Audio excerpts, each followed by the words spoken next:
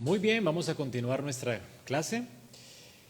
Solamente quisiera saber si hay preguntas para hacer. Ayer aprendíamos que Yahweh, el nombre de Dios, mi pregunta va a hacer referencia al Padre o al Hijo o al Trino Dios. ¿Por qué lo pregunto? Porque no sé si le pasa mucho, pero a mí, en mi mente, cada vez que veo esa palabra ahí, es como exclusiva del Padre. Ok. Sí, cuando hablamos de Yahweh hablamos del Dios Trino. Y de hecho podemos saberlo con toda certeza por causa de que Cristo usa ese nombre para referirse a sí mismo. Entonces, creo que una de las referencias las vamos a ver ahora en la Trinidad cuando la bendición de Aarón dice: Jehová te bendiga y te guarde. Jehová haga resplandecer su rostro sobre ti. Jehová tenga misericordia de ti y ponga en ti su paz. Bueno, nombra a Jehová 3 veces. Y creo que cada una de las 3 veces que las nombra, hablando de las bendiciones de Dios sobre el pueblo, está hablando de una bendición trinitaria, muy parecida a las de los apóstoles. Y de hecho, si pudiéramos profundizar un poco más sobre ese texto, pudiéramos ver que cada una de las bendiciones está señalando una de las acciones de cada persona de la Trinidad. O sea, es Dios quien nos bendice, es Dios quien nos bendice a través de la misericordia que nos alcanza en Cristo, y podemos, por supuesto, conocer a Dios a través de Cristo. Y las bendiciones que Dios nos da a través de Cristo son aplicadas por el Espíritu Santo en nuestras vidas. Casi que si uno pudiera estudiar la bendición de Aarón, pudiéramos ver que es una bendición trinitaria y los 3 son Jehová. ¿Ok? Sí. Gracias por la pregunta, hermano. Y bueno, ¿hay alguien más?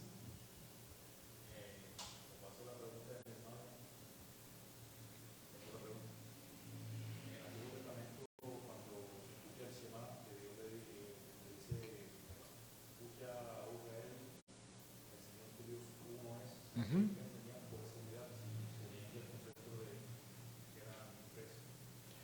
Perfecto, vamos. Listo. Ese es precisamente el tema que vamos a tratar ahorita en esta siguiente media hora. ¿Otra pregunta? Ok. Vamos a hablar entonces de la Trinidad ahora. Para hablar de la Trinidad ya no voy a tocar un texto en específico, sino que vamos a ver cómo la Trinidad se va revelando progresivamente en el Antiguo Testamento y se revela plenamente en el Nuevo Testamento. ¿Ok? La Trinidad pues no es algo novedoso en la Biblia, pero sí se va abriendo como una flor, ¿verdad? En la medida en que va avanzando la revelación bíblica. Y lo vemos en toda su plenitud ya en el Nuevo Testamento. Cuando hablamos de la Trinidad, Bavinck afirma esto: el ser eterno se revela en su existencia trinitaria aún más rica y vitalmente que en sus atributos. En esa Trinidad Santa es donde cada atributo del ser de Dios se hace propio, por así decirlo, obtiene su contenido más completo y adquiere su significado más profundo. Solo cuando contemplamos la Trinidad sabemos quién y qué es Dios. Solo entonces sabemos además quién es Dios y qué es para la humanidad perdida. Solo podemos saberlo cuando lo conocemos y lo confesamos como el Dios trino del pacto, como Padre, Hijo y Espíritu Santo. En Éxodo 3, del 1 al 6, el Señor dice: quita la sandalia de tus pies porque el terreno que estás pisando es tierra santa. Hermanos, conocer la Trinidad realmente es conocer a Dios mismo. Estamos en tierra santa. Deberíamos hacerlo con asombro al considerarla en esta noche. No voy a abarcarla toda, o sea, toda la teología de la Trinidad, pero vamos a ver hasta dónde nos alcanza el tiempo. Cuando contemplamos la Trinidad y la estudiamos en la Biblia, como Dios se ha revelado como un Dios trino, no estamos tratando con una doctrina sobre o acerca de Dios. No estamos considerando una teología abstracta, un término abstracto, científico. Más bien estamos tratando con Dios mismo. Dios en esencia es un solo Dios en tres personas. Así que estamos tratando con el único y verdadero Dios como se ha revelado en su palabra. Dios se ha revelado como un Dios trino. Así que conocer a Dios como el Dios trino es conocer a Dios mismo. Él es Dios. El Padre, el Hijo y el Espíritu Santo es Dios. Y esto va a sobrepasar nuestra razón. O sea, conocer a Dios realmente como un ser trino está más allá de nuestra capacidad de poder entenderlo. Por eso cada vez que alguien se atreve a comparar la Trinidad con algo en la creación, pues termina en una herejía. Usted ha considerado las ilustraciones que los teólogos han puesto, por ejemplo, el trébol. Entonces tenemos un solo trébol con 3 hojas. Esto es una herejía, es triteísmo. O el agua, sólido, líquido y gaseoso. Esto realmente termina siendo también otra herejía, ¿no? El modalismo, muy bien. Ahora, perdón, yo voy a tomar agua.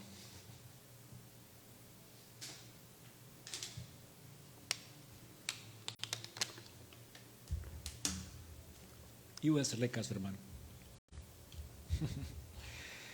Cuenta una historia de un anciano teólogo, se llama Alanus, del siglo XVI, que le prometió a su congregación un sermón sobre la Trinidad, y un día, meditando sobre el tema, caminó a orillas del mar. Y allí encontró a un niño que estaba en la arena y le dijo: ¿qué haces? Y el niño le responde: estoy cavando un hoyo. ¿Y para qué estás haciendo un hoyo tan grande?, le pregunta el anciano. Para que todo el mar quepa en él, dijo el niño. Alanus se sonrió y se percató de que sus propios esfuerzos por comprender y explicar la Trinidad de Dios se parecían al falaz intento del niño. ¿Quién puede entender la majestad y la grandeza de Dios?, se preguntó él. Aquel que ni el cielo ni la tierra lo pueden contener. El mismo Dios, sin embargo, nos invita a conocerlo. Esta es la historia de Alanus. Así que, hermanos, cuando consideremos la Trinidad, entendemos que estamos pisando un terreno incomprensible. Es como pretender que el océano quepa en un balde, ¿verdad? Pretender que Dios quepa en nuestra mente y lo podamos comprender. Pero podemos conocer, ¿verdad? Podemos saber que el océano es vasto, grande, profundo, inmensurable, glorioso, ¿verdad? Pero así podemos entonces comprender a Dios. La palabra Trinidad no es un término bíblico, por supuesto, entendemos que es un término teológico, es un intento de la Iglesia, no por definir a Dios, sino por preservar el ser que es revelado en la Escritura. Dios se ha revelado como uno, como tú dijiste ahora: oh Israel, Jehová uno es. Y al mismo tiempo Él se ha revelado como 3 personas. Hay 3 personas y un solo Dios verdadero. Y la mejor palabra que se pudieron inventar para poder reunir la teología acerca de Dios, esta doctrina acerca de Dios, es la Trinidad, tri-uno. 3 personas y un solo Dios, triunidad. Dios es un solo Dios en 3 personas. Si no crees en la Trinidad, rayamos en la herejía. La Trinidad hace que el cristianismo sea cristianismo y hace que nuestra doctrina sea bíblica. León el Grande dice esto acerca de la Trinidad: Dios es un Dios sin división en una trinidad de personas, y 3 personas inconfundibles en una unidad de esencia. Es la mejor definición que encontramos de la Trinidad. León el Grande. Un Dios sin división en una Trinidad de personas. Tres personas inconfundibles en una unidad de esencia. Difícil, ¿no? Pero es la mejor forma de declarar o confesar el Dios que se ha revelado en la Escritura. La Iglesia cristiana siempre ha confesado esto. Dios es un Dios trino. Uno de los credos más famosos de la Iglesia es el credo apostólico. Y voy a leerlo. Declara lo siguiente: creo en Dios Padre, todopoderoso, creador del cielo y de la tierra. Creo en Jesucristo, su único Hijo, nuestro Señor, quien fue concebido por el Espíritu Santo, nació de la Virgen María,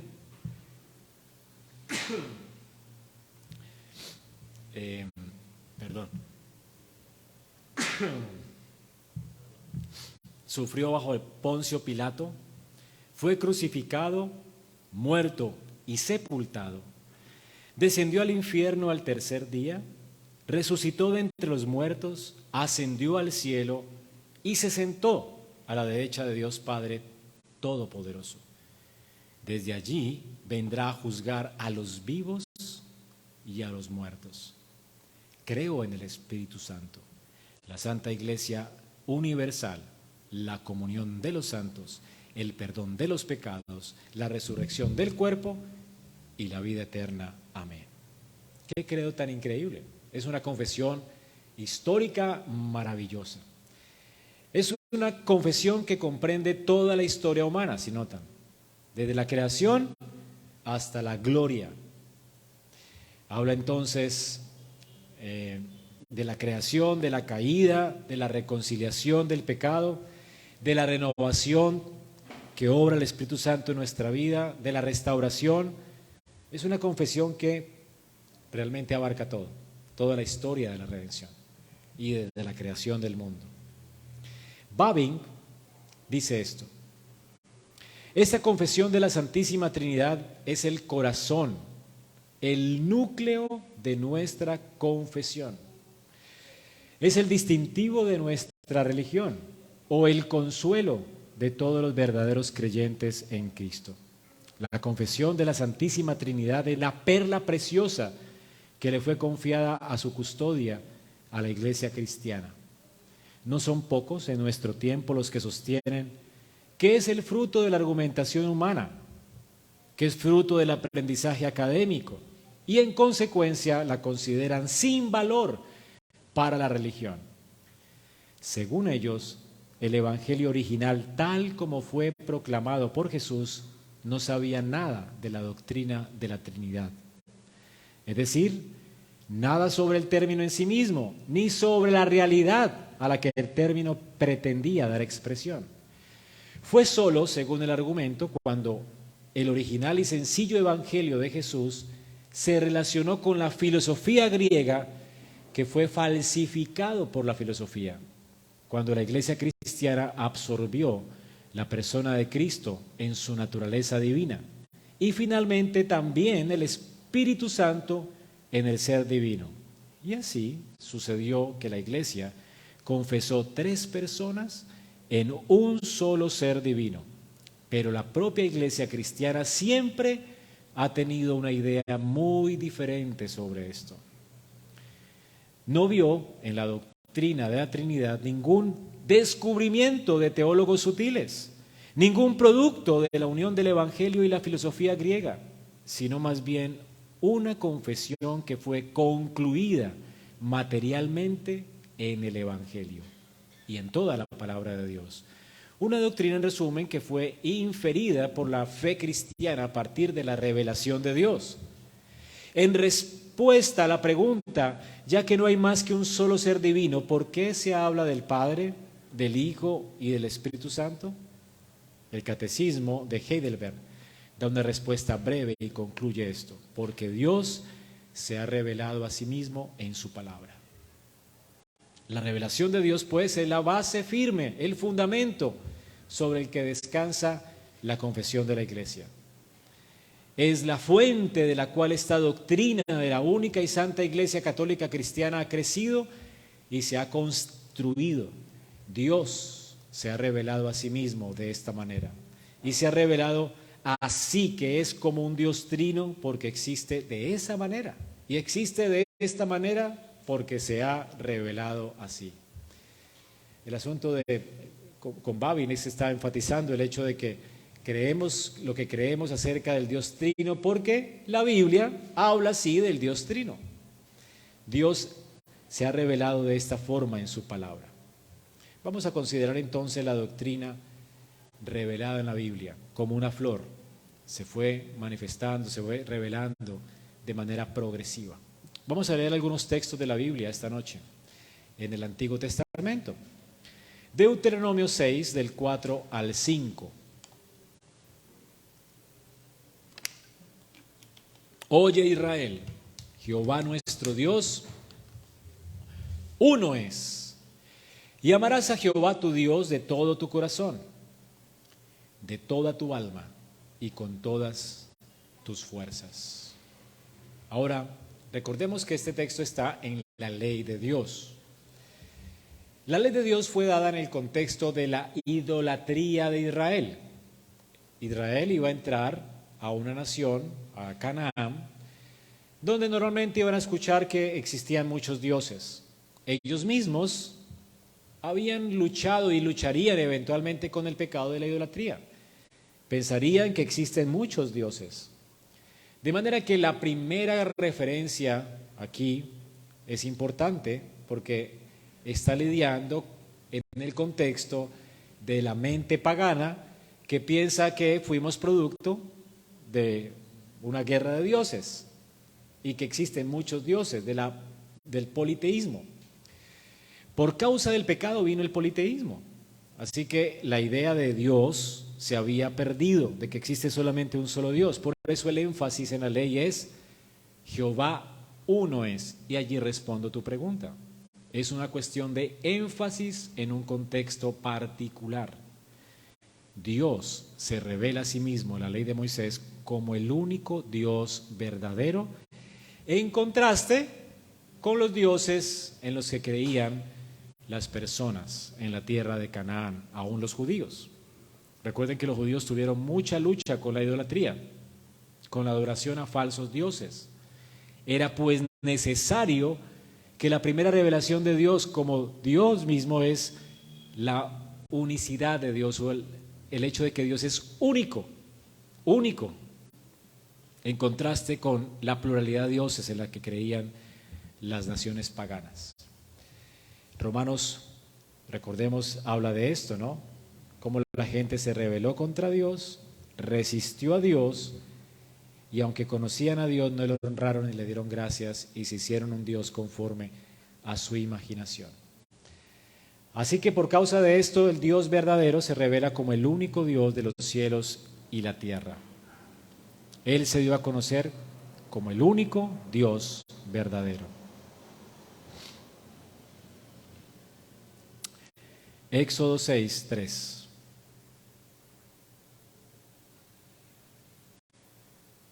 Ya lo leímos, ¿verdad? Yo me parecí a Abraham y a Isaac y a Jacob como Dios todopoderoso, pero por mi nombre, Señor, oh Jehová, no me di a conocer a ellos. Ese Dios inmutable, todopoderoso, ahora se da a conocer a Israel como Yahweh. Esa va a ser su reputación. ¿Cuál es la reputación de Dios en medio de todos los dioses paganos? Dios cumple sus promesas. Dios tiene en sus manos el destino de Israel. Dios va a llevar a la nación de Israel a la tierra de Canaán, los va a liberar de Egipto como prometió Abraham. Así que aquí la reputación de Dios está en juego. Él es el que es y va a cumplir sus promesas, como vimos ayer. Así que Dios es el Dios inmutable, el único Dios. No hay nadie como Él. Él es el único que redime a Israel. Éxodo 3:6. Y añadió, yo soy el Dios de tu padre, el Dios de Abraham, el Dios de Isaac y el Dios de Jacob. Él es el único Dios. Él es el que los va a redimir de Egipto. Éxodo 20, del 2 al 5. Noten cómo enfatiza que Dios es el mismo Dios de Abraham, el único Dios, el mismo Dios de Jacob, el mismo y único Dios que está sacando a Israel de Egipto. Yo soy el Señor, tu Dios. Él es el único. Él fue el que lo sacó de la tierra de Egipto, de la casa de servidumbre. Ahora miren el énfasis en la ley. No tendrás dioses ajenos delante de mí. No te harás ningún ídolo ni semejanza de lo que está arriba en el cielo, ni abajo en la tierra, ni debajo de las aguas, debajo de la tierra. No los adorarás ni los servirás, porque yo, el Señor, tu Dios, soy Dios celoso, que castigo la iniquidad de los padres sobre los hijos hasta la tercera y cuarta generación de los que me aborrecen. ¿Cuál es el énfasis? No hay otro Dios aparte de Jehová. Él fue el que prometió a Abraham, a Isaac y a Jacob, el que entró en pacto con ellos, y a causa de su fidelidad a ese pacto, Dios les iba a sacar, les sacó de Egipto y les liberó. Y ahora está asegurando el pacto de Abraham con ellos. Dios es el único Dios verdadero, no hay otro. Y ese es el énfasis de la ley. Así que lo que primero conocemos en la ley de Moisés a causa del politeísmo de esas tierras es el hecho de que Dios es único, es uno. No hay otro además de Él. Es el énfasis de la ley. Y yo respondo a tu pregunta, ¿ok? Solo Jehová es el Dios de Israel. Por lo tanto, Israel no puede servir sino solamente a ese único Dios verdadero. Ahora la pregunta que nos asalta es, ¿hay en el Antiguo Testamento alguna revelación que sugiera que ese Dios único está compuesto de tres personas? O sea, o más bien, sea también tres personas. Vamos a considerar que a medida que la revelación va progresando, vamos a notar que en la unidad de Dios sí se revela en la Biblia una pluralidad de personas. Hay ciertos visos de esto, aunque no claros como en el Nuevo Testamento. Pero hay varias referencias bíblicas que nos permiten entender que aunque Dios es un solo Dios, en ese solo Dios existe en tres personas o subsiste en tres personas. Génesis 1, 26 al 27. Dios dijo, hagamos al hombre a nuestra imagen, conforme a nuestra semejanza. Noten que hay un diálogo entre la Trinidad, intratrinitario aquí. Hagamos al hombre. Dios está deliberando consigo mismo cuando nos creó. A nuestra imagen. No está dialogando con los ángeles, está deliberando consigo mismo. Aquí vemos entonces, o se sugiere, que en ese único Dios, o ese único Dios subsiste en tres personas. Hay una pluralidad en la divinidad. También tenemos otra referencia en Génesis 3:22. Entonces el Señor Dios dijo, ahora el hombre ha venido a ser como uno de nosotros, conociendo el bien y el mal. Cuidado ahora que no vaya a extender su mano y tome también del árbol de la vida y coma y viva para siempre. ¿Ven allí la pluralidad también en el ser de Dios? ¿Cómo lo notamos? Como uno de nosotros. Isaías 6:8.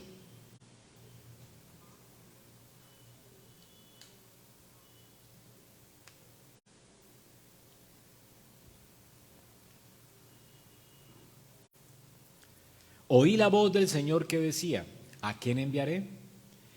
¿Quién irá por nosotros? Por nosotros. ¿Ven? Notemos entonces cómo Dios habla de sí mismo en plural, haciendo una distinción dentro de sí mismo. Una distinción que de hecho tiene un carácter personal, por nosotros, eso es muy personal. O sea que hay personas hablando allí. Así que vemos que en la unidad de Dios hay una pluralidad de personas. Ya lo tenemos en el Antiguo Testamento. Ahora, en los Salmos vemos algo curioso y vemos a Dios hablando con Dios de una forma muy singular. Por ejemplo, el Salmo 45, del 6 al 7.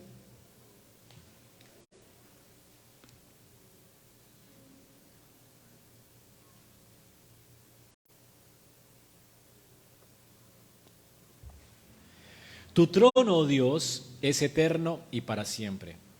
Cetro de justicia es el cetro de tu reino. Has amado la justicia, aborrecido la maldad. Por tanto te ungió Dios, el Dios tuyo, con óleo de alegría más que a tus compañeros. ¿Notan un diálogo en la Trinidad? Tu trono, Dios, es eterno y para siempre. Cetro de justicia es el trono de tu trono, de tu reino. Has amado la justicia, aborrecido la maldad. Por tanto, te ungió Dios. Dios ungió a Dios. ¿Lo notan? En los profetas también hay más luz sobre Dios, por ejemplo, salvando por medio de Dios. ¿Cómo salva Dios? Por medio de Dios. ¿Cómo lo leemos en los profetas? Isaías 61:1. El Espíritu de Jehová, el Señor, está sobre mí. El Espíritu de Jehová. Aquí tenemos una persona. Ese Espíritu está sobre mí, porque me ungió Jehová. Aquí está hablando del Padre, enviando el Espíritu para ungir a una persona. ¿Quién es esta persona? Me ha enviado a predicar buenas nuevas a los abatidos, a vendar a los quebrantados de corazón, a publicar libertad a los cautivos y a los presos, apertura de la cárcel. Está hablando de Jehová, ungiendo a Jehová por Jehová. Oseas 1 del 6 al 7. Concibió otra vez y dio a luz una hija, y le dijo Dios: ponle por nombre Lo-Ruama, porque no me compadeceré más de la casa de Israel, sino que los quitaré del todo, mas de la casa de Judá tendré misericordia y los salvaré por Jehová su Dios. ¿Quién está hablando? Jehová.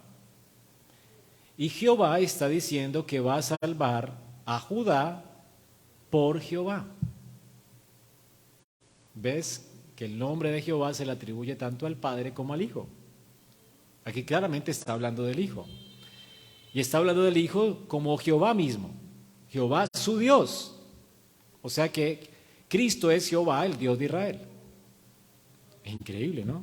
En Isaías y en Oseas. Y el Salmo 104, 24, tenemos también otra referencia, como Dios, con sabiduría y con el poder de su palabra, creó. Dice: cuán numerosas son tus obras, oh Jehová.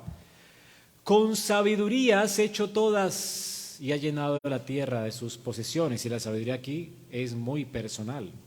Está hablando de Dios haciendo todo por medio del Hijo. Ahora, la sabiduría de Dios no vino fuera de Dios. La sabiduría de Dios es Dios mismo. O sea, es retratada como una persona. De hecho, en Job 20, del 20 al 28, se nos dice esto: porque no conoció quietud en su interior, no retiene nada de lo que desea, nada le quedó por devorar, por eso no dura su prosperidad. En la plenitud de su abundancia está en estrechez, la mano de todo lo que sufre vendrá contra él.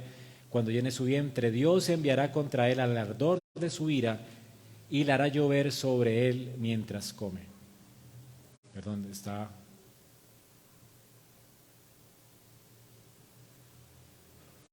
No, estoy perdido. Creo que no es ese. Bueno, igual no voy a terminar aquí esta noche, vamos a orar para terminar. ¿Listo? Voy a buscar bien el texto. Pero aquí quedamos entonces como de manera como semilla se está abriendo como una flor esta revelación de Dios como un ser trino. Vamos a darle gracias a Dios por esta noche. Señor, gracias por permitirnos acercarnos a ti y conocerte a través de tu palabra, conocerte como un Dios trino. Alabamos tu nombre por esa preciosa revelación y te rogamos que bendigas nuestras vidas en esta noche, en el nombre de Jesús. Amén.